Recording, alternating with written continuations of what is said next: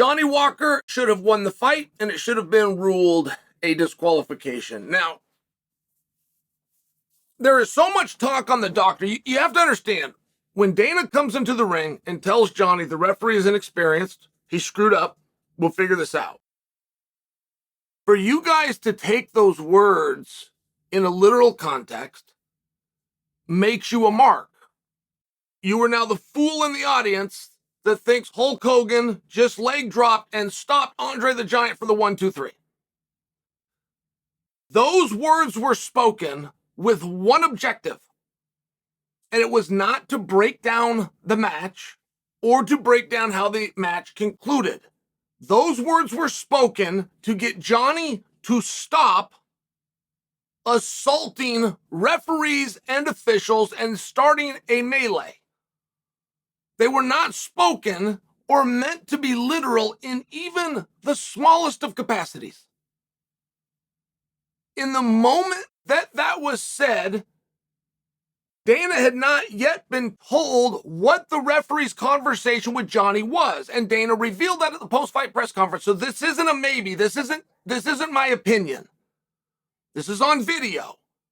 This is an absolute fact that when those words were spoken to Johnny, which were designed to do one thing, get Johnny to settle down. The moment that Johnny put his hands on a referee, Johnny no longer has a license to fight anywhere in the world, any way you want to do it. In a traditional setting, the moment that Johnny shoved a referee, he is released from the organization immediately. The moment that a fight is done and an athlete physically accosts another person, including a fellow athlete, including the opponent, a crime has now been committed. It is against the law into the highest degrees in Abu Dhabi. Let me give you an example. If you're in a fight in Abu Dhabi, you both go to jail 6 months and there's no questions asked. So if you walk up to me and you punch me, I'm minding my own business, I'm having a good time, I've done nothing, haven't even mentioned, you walk up and you punch me, we both go to jail in Abu Dhabi for 6 months because I am now involved in the fight. I went there in 2001 for my first time to compete in Abu Dhabi, back when it was real, back when Abu Dhabi took place in Abu Dhabi. It was one of the only things that we were told. We're all on a bus, they get everybody together and said, hey, look, you got to know this rule. It's extremely sensitive here. There is no competitive fights. There is no MMA here. It is a struggle to have this grappling. It is so sensitive in terms of any form of physical conflict in Abu Dhabi. At that time, I realize that now they do have MMA. I'm sharing with you, there was a gentleman from Russia, just to really illustrate this point. Sheikh Tahoon, who puts on the entire thing. He is fully responsible. This is the king's son. He is the guy that is involved in MMA. You'll hear Abu Dhabi's invested in the UFC. Abu Dhabi's. Sheikh Tahoon invested in the UFC. It is Sheikh Tahoon directly. And he was a huge MMA, huge believer in grappling. He was really interested. And he would bring over the best guys and he would train with them. He himself became very skilled within the arts. But he had a gentleman from Russia who moved into his palace with him. He was a full-time trainer. The gentleman from Russia lived there, lived in the house, so that when it was time to train, even if this was only once a day, they could go do the training. Then he'd go about his life. That gentleman, the Russian gentleman, was a competitor in the grappling championship that year. When the match ended, the Russian athlete was upset with something and shoved the opponent. After the match, he shoved the opponent, not a skirmish, not a melee, like he broke the guy's nose, something like this. They took him and he lived in the palace with the prince, the king's son. They took him and put him in jail. When he was released from jail, they deported him to Russia immediately. This is how sensitive that is. This is how sensitive that is. I was trying to get a workout. And I'm over there, and I don't know a lot of people. And my good friend Jeff Munson, we're roommates, and we got to get a workout. We don't have anywhere to go. There wasn't a facility. There wasn't a room set up at the hotel. Some of these things, like you'll know from an MMA atmosphere. We don't have cars. We don't have phones. We can talk to people. We go outside. And we were training partners, Jeff and I. We did a lot of Greco-Roman wrestling. So we just did Greco-Roman wrestling on our feet. We're pushing and pulling. We're getting a sweat, right? It's nice and warm out. We're really pushing. We're pulling on each other. We're getting our heart rate up. Couldn't go to the ground. I mean, when I said we went outside, there was like an alley between buildings. We go into this alley. I mean, we're right on the concrete. And they came up and they warned us, stop. If you get seen, and this was an official, if you get seen, you will be arrested. Get back into your rooms. Do not touch one another here in any capacity in public. So I'm sharing that with you. It's very much a moot point in terms of this. I'm letting you know what a big deal it was, and everything got glossed over. We're not even having these conversations. We're not even having conversations about taking Johnny's license or releasing him from the organization or throwing him in jail. We're not doing any of those things because we can instantly defer to he wasn't himself. He had a concussion. That statement by Dana about the referee, he had not even been told what the conversation was. I'm sharing this with you because that comment that was picked up by microphone and put into you guys now is making you start there as a starting point. That the doctor did something wrong. You must understand, just to start with, every doctor in any type of neuroscience, or in this case, in a cage fight, is trained to ask the same question first. No matter where you are in the world, he will say, where are you? There was nothing inappropriate about that question at all. Set that aside. Set that, you should not even be there. He never needed to be called into the ring. He never needed to assess this athlete in any capacity. The referee broke the action. Why? Why did the referee break the action? Because a foul had occurred. Can we all agree on that? You do understand there's no timeouts in MMA. So if the action is stopped, it's for a reason.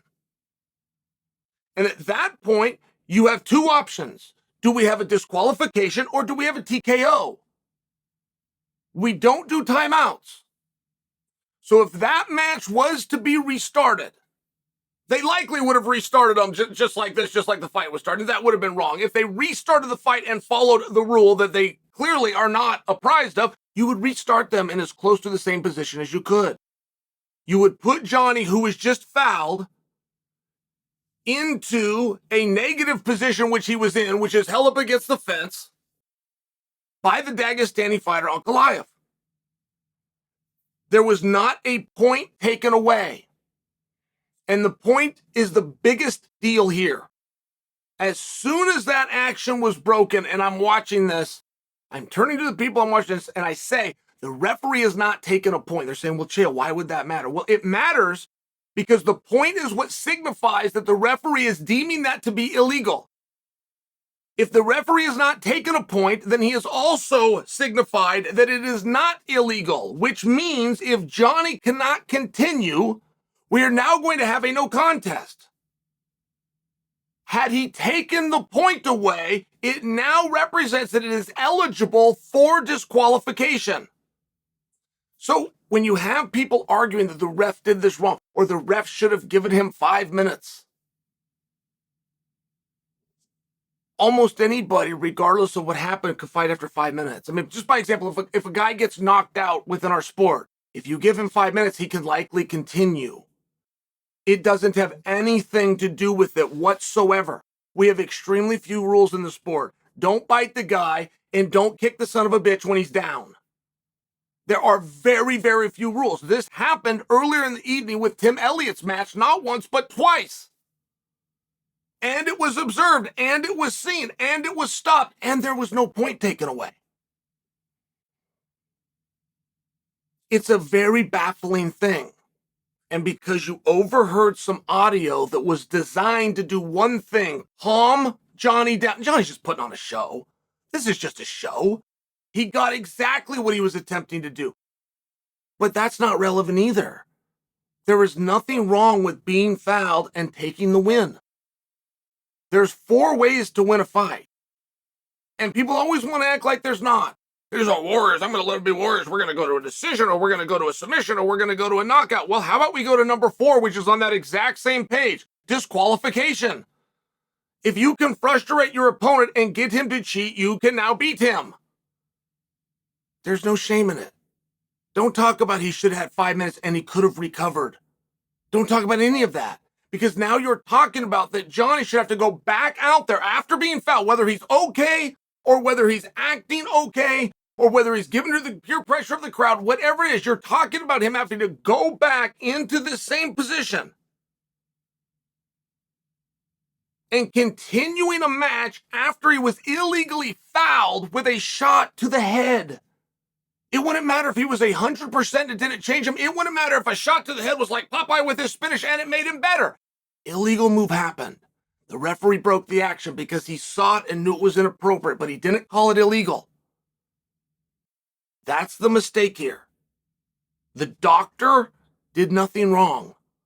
The doctor got in and asked the exact appropriate question. Now, if you're a doctor and you can tell a guy is playing along, a guy is playing it up, that doesn't change anything.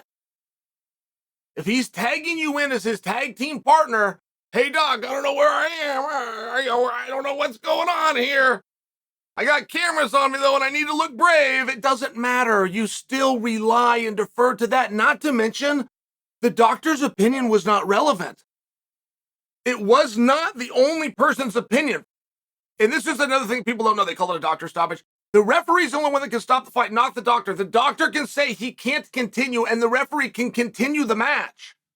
Moreover, the doctor can say he can continue, and the athlete can say, no, I can't. It's his choice. It is fully his choice. It's very difficult, and you won't find examples where it goes the other way, where a doctor says you can't continue. The guy goes, yeah, actually, I can. And then the ref and the fighter work together and go, hey, doc, get out of here. You're inexperienced. You won't find those examples. I'm just sharing with you what the actual rule says. The referee is the only one that can stop the fight. The referee is the only one that can call the doctor in to even seek his opinion. And then the referee chooses if he goes with that opinion or not. So now you have a deference of responsibility. I'm in charge. It's my job, but I'm not going to do it. I'm going to find somebody else and I'm going to put it on them. And it worked beautifully. It's all been put on the doctor. The doctor did perfect. Wherever you are, that's what you ask the guy. It is not within your wheelhouse to have interpreters or to know what was being said. It is not within your wheelhouse to understand his language or what his IQ is.